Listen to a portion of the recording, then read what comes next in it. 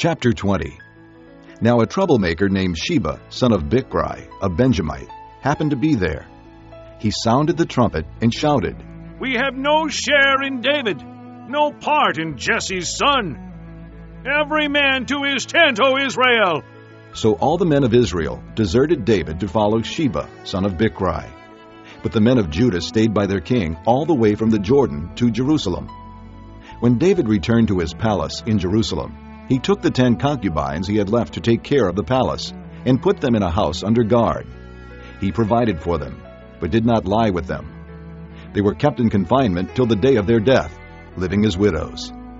Then the king said to Amasa, "Summon the men of Judah to come to me within 3 days, and be here yourself."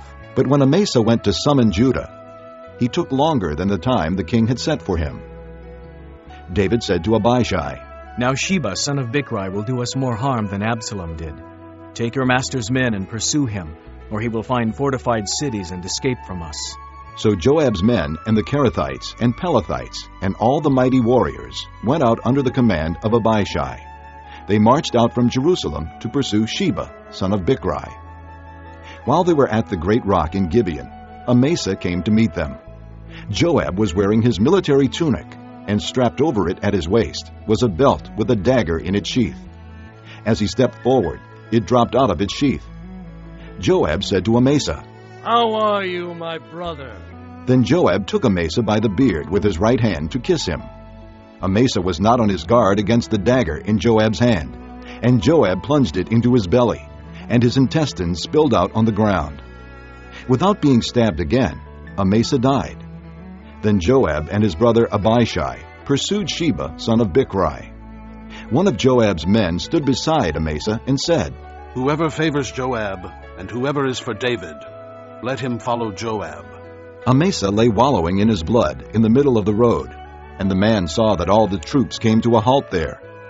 When he realized that everyone who came up to Amasa stopped, he dragged him from the road into a field and threw a garment over him.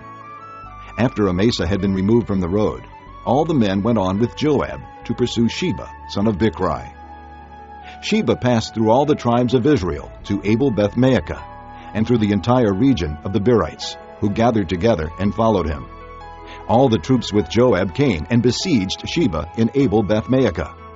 They built a siege ramp up to the city, and it stood against the outer fortifications. While they were battering the wall to bring it down, a wise woman called from the city, Listen! Tell Joab to come here so I can speak to him." He went toward her, and she asked, "Are you Joab?" "I am." He answered. She said, "Listen to what your servant has to say." "I'm listening." He said. She continued, Long ago they used to say, "Get your answer at Abel," and that settled it. We are the peaceful and faithful in Israel. You are trying to destroy a city that is a mother in Israel. Why do you want to swallow up the Lord's inheritance? "Far be it from me, Joab replied. far be it from me to swallow up or destroy. That is not the case.